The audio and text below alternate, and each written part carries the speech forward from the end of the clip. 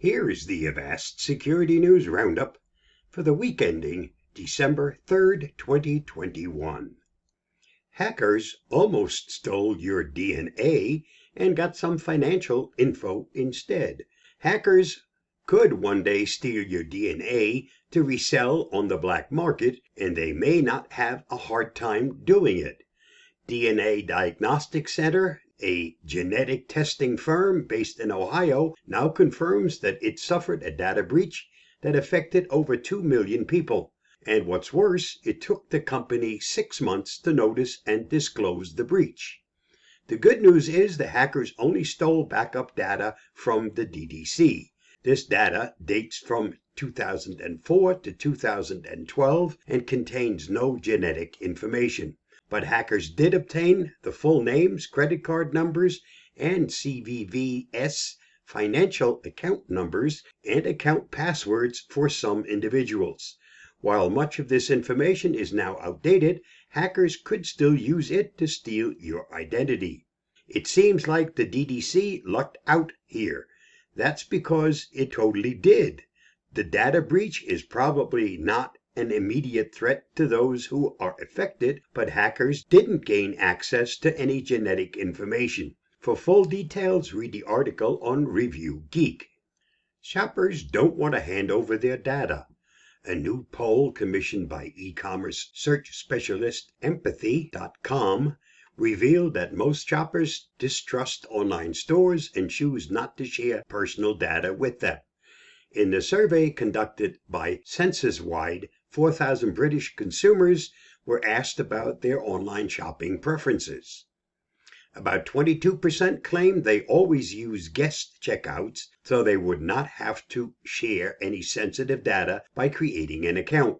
When asked if they're extra careful when providing personal data and accepting legal notices, 42% said yes, while another 40% agreed they do not like being asked for unnecessary or sensitive data. The number of security breaches that have happened over the years is huge, commented Avast security evangelist Louis Caron. So minimizing the information shared online is a sensible and wise approach. For more on this story, see InfoSecurity magazine.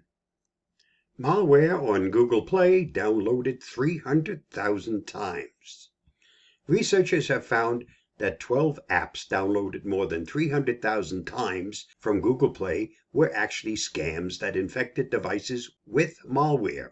The malware was designed to log keystrokes, take screenshots, steal banking passwords, and steal two-factor authentication codes. According to Ars Technica, the 12 apps ranged from QR scanners to fitness trainers.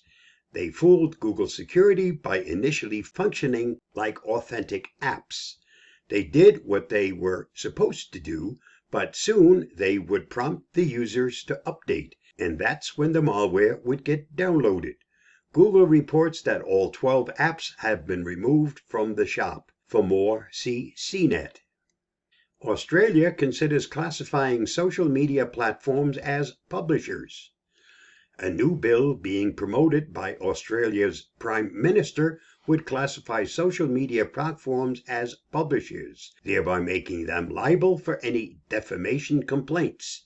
The bill is meant to trigger complaint systems to be set in place on all of Australia's major social media platforms. The proposed complaint system would allow victims of defamatory comments to request the personal information to the alleged defamer. The social media platform would then have to inform the alleged defamer that they are the subject of a complaint and ask for consent to share their personal information.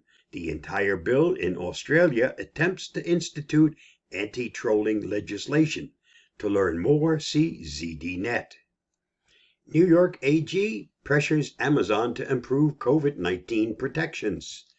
New York Attorney General Letitia James is seeking a court order to require Amazon to appoint a monitor to oversee health and safety measures at its Staten Island warehouse after more than a year of workers' protests. The Staten Island warehouse employs about 5,000 workers And James alleges Amazon's contact tracing program fails to identify employees who came in contact with others who tested positive for COVID-19. The AG is also asking the company to reinstate worker Christian Smalls, who was fired after leading public protests against Amazon last year, accusing the company of failing to keep employees from contracting the virus at work. For more on this story, see The Verge. Phishing actors start exploiting the Omicron COVID-19 variant.